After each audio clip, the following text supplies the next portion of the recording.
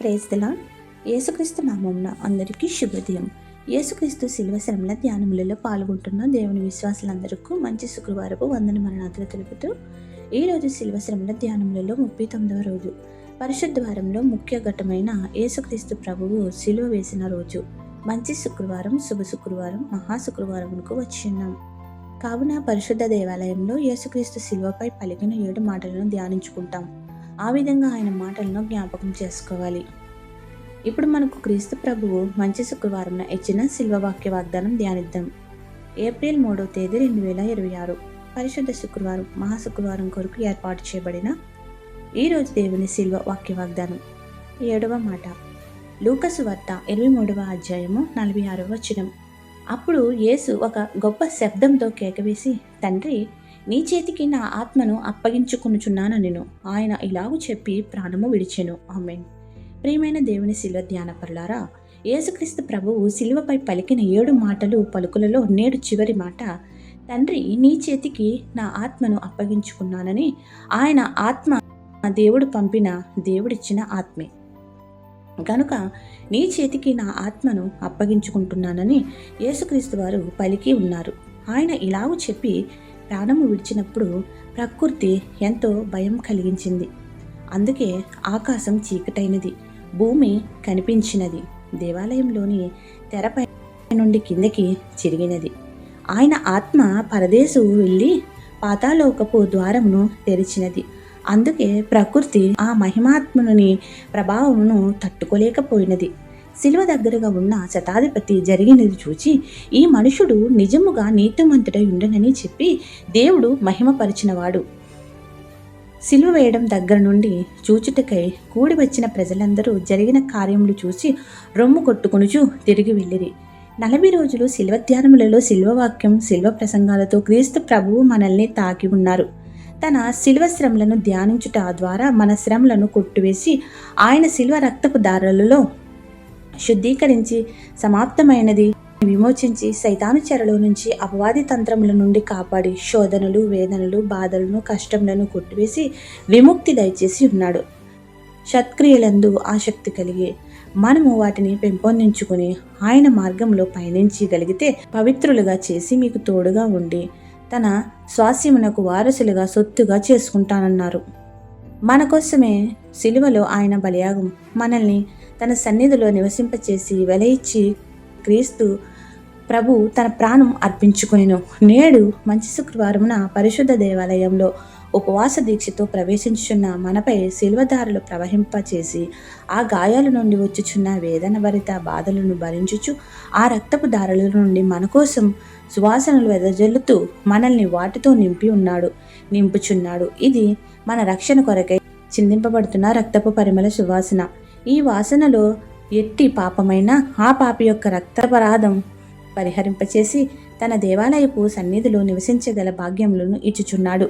భారభరితమైన శిలువను ఆయన మోయడం చూసిన ప్రజలు, శిష్యులు ఎందరో స్త్రీలు రోధిస్తున్న ఆ ఆక్రందనలు వినబడుచున్నను శిల్వ వేసేవారి కఠిన హృదయంలో మార్పు రాలేదు. ఇలా శ్రమ పొందడం దేవుని చిత్తమై ఉన్నది. మీరు నా కోసమే ఏడవకండి. శిల్వ శ్రమ అనేది లేఖనం నెరవేర్పు కోసం. ఈ శ్రమలలోనే మీకు, మీ బిడ్డలకు రక్షణ. వారి కోసమే ఏడవండి. మీ బిడ్డలు ఈ శిల్వ రక్తంతో కడగబడితేనే నా స్వాస్యమునకు వారసులవుతారు. విడుదల పొందిన మీరు నా తండ్రి రాజ్యపు నివాసులవుతారని శిలువలో వేలాడుచు కూడా వారి కోసం దేవుణ్ణి ప్రార్థించెను. పాపాలు, శాపాలు కొట్టివేయడానికి ఆయన భూలోకమందు 33 సంవత్సరములు జీవించి ఆయన యవ్వన రక్తంతో కరిగిపోతున్న ఆ శరీరమును మన కొరకే అర్పించారంటే అది ఏ మానవాత్రునికి సాధ్యమైనది కాదు. ఆయన మహారక్షకుడు కాబట్టి తన ప్రాణమును మన కొరకు అర్పించి నూరంతల దీవెనలు ప్రవహింపచేస్తున్నారు. ఎంత గొప్ప ధన్యత దయచేసి ఉన్నాడు. దేవుని కృపలను బట్టి శిల్వవాక్యములు ఇస్తూ మనల్ని శిలువలో ఆకర్షింపచేస్తున్న శిల్వనాథుడైన యేసుక్రీస్తు ఎల్లప్పుడూ తన కాపుదల ఇచ్చి సంరక్షించి నడిపించునుగాక. ఆమేన్. శిల్వనాథుడైన యేసు రక్షక, నీవు నాకై ప్రాణత్యాగమును చేసిన ఆ బలియాగముకు వందనములు చెల్లిస్తున్నాము. నీవు ఇచ్చిన ఈ యొక్క రక్షణ నా జీవితాంతం నిలుపుకొని నీ బిడ్డలుగా నీ సన్నిధిలో నడవగల శక్తిని దయచేయమని వేడుకుంటున్నాము. ఈ 40 రోజులు మాతోనే ఉన్నావు. సిలువలో నీవు పలికిన ప్రతి మాట మాకు జీవపు ఊట. ఈరోజు పరిశుద్ధ దేవాలయంలో ఉపవాస దీక్షతో ప్రవేశించుచున్న మీ కృపలను కుమ్మరించి బలపరచుము. నీవు ఇచ్చే ఆ బలంతో బాహ్య ప్రపంచంలో అడుగుపెట్టుచున్న మాపై సైతాను శక్తుల ప్రభావం అంటకుండా కాపాడుకునే నీ సామ్రాజ్యమును మాకు దయచేయము. ఈ మహాశుక్రవారంను తలంచుచు రానున్న ప్రతి శుక్రవారం కూడా మీ స్వస్థతలను, అభిషేకములను, వరములను పొందడానికి ఉపవాస ప్రార్థనలతో సిద్ధము చేయము. ప్రతి శుక్రవారం మీ స్వస్థతశాలలకు, నీ పరిశుద్ధ దేవాలయంలోకి సన్నిధికి రాగల భాగ్యములతో నింపము. నిరంతరము నీ సిలువను ధ్యానిస్తూ మా విలువను పెంచుకుని సైతాను శక్తుల నుండి, అపవాది తంత్రముల నుండి విముక్తి, విడుదల పొందే దైవశక్తితో నడిపించుము. నీ పరిశుద్ధాత్మ నడిపింపు ద్వారా మాకు కావలసిన వల్ల పొందగల భాగ్యములతో నింపము. నీ బిడ్డలు ఏమైతే ఈ 40 రోజులు కోరుకున్నారో, నీ వైపు చూసి ఉన్నారో ప్రభువా, దాటిపోక దావీదు కుమారుడైన యేసు వారి వైపు చూడుము. కావలసినవి అన్నీ సమృద్ధిగా అనుగ్రహించి ఈ సంవత్సరము ధ్యానములలో దేవుని యొక్క సన్నిధిలో ఉపవాసముతో నేను పాద సన్నిధిలో అడిగి ఉన్నాను. ఆయన నన్ను వదలలేదు, ఎడబాయలేదు. నాకు కావలసినవన్నీ కూడా ఆయన అనుగ్రహించుచున్నాడని చెప్పగల సాక్షిగా సంఘంలోనూ, ప్రతి ప్రదేశంలోనూ, కుటుంబంలోనూ నిలుపుము. నీ ప్రియబిడ్డలందరూ కూడా సంపూర్ణమైన ఆరోగ్యములతో, స్వస్థతల వరములతో, భాగ్యములతో, తలాంతులతో వర్ధిల్ల చేయమని వేడుకుంటున్నాము. ప్రపంచవ్యాప్తంగా నీ ప్రియబిడ్డలు ఎక్కడ ఉన్నా, ఏ ప్రదేశంలో ఉన్నా నీ సిలువను ధ్యానించుచు ఈ మంచి శుక్రవారం నీ ఎదుట వచ్చి ఉన్నారు గనుక వారితో నీ ఉండి ఆ దేశంలో మా ప్రజలను కాపాడమని వేడుకుంటున్నాము.